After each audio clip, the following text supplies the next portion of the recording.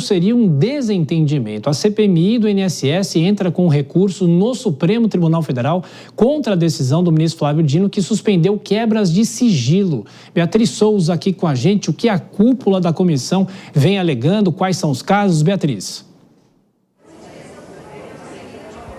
Pois é, Tiago, mais uma vez o Legislativo recorrendo ao Supremo Tribunal Federal, ao Judiciário, para tentar destravar essas investigações, avançar nas investigações tanto do caso do Banco Master e agora no caso da CPMI do INSS, que recorreu ao Supremo para tentar derrubar essa decisão do ministro Flávio Dino, que anulou a quebra de sigilo bancário e fiscal de requerimentos que foram aprovados na comissão.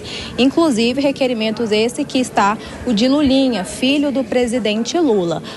Na decisão do ministro Flávio Dino, ele disse a respeito da votação em bloco, Como foram aprovados mais de 80 requerimentos, foram ao todo 87 requerimentos aprovados de uma vez só na CPMI, o ministro entendeu que para aprovar uma quebra de sigilo bancário e fiscal precisam ser analisados caso a caso desses requerimentos.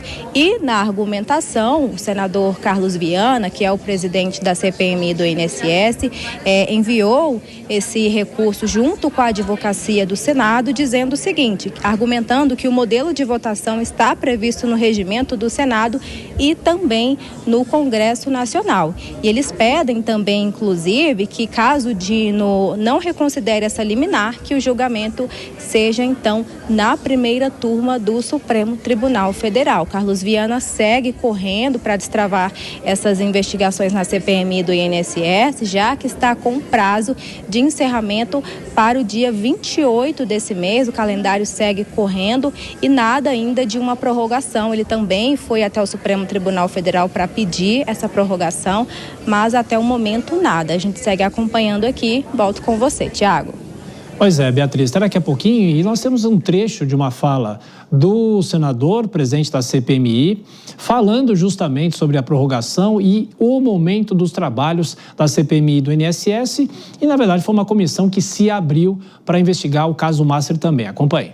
A decisão do ministro Flávio Dino, como cidadão e como presidente da comissão, é um absurdo. É uma interferência indevida no trabalho do parlamento, uma decisão que não tem embasamento constitucional. Na CPI do Covid, por exemplo, que foi uma CPI que atacou duramente o governo Bolsonaro, ninguém questionou as decisões. Agora, nós precisamos seguir o caminho republicano.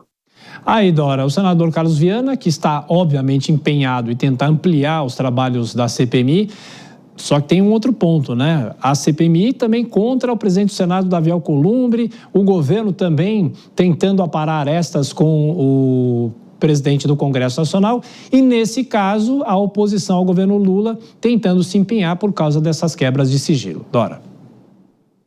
Pois é a chamada queda de braço, Se você me permite o chavão, porque é isso mesmo. E vamos ver se o presidente do Senado vai prorrogar ou não a CPMI, melhor dizendo, do INSS, porque ela que está se transformando agora nesse palco de investigação, entrando na seara junto com a CPI do crime organizado, na seara do Banco Master, já que está interditada a CPI específica do Banco Master, A CPMI vence agora no dia 28, o senador Carlos Viana e também o deputado Alfredo Gaspar, que é o relator, eles estão num trabalho super intensivo, inclusive fazendo como ele fez agora, o senador Carlos Viana, denúncias públicas, usando argumentos bastante fortes, sabe?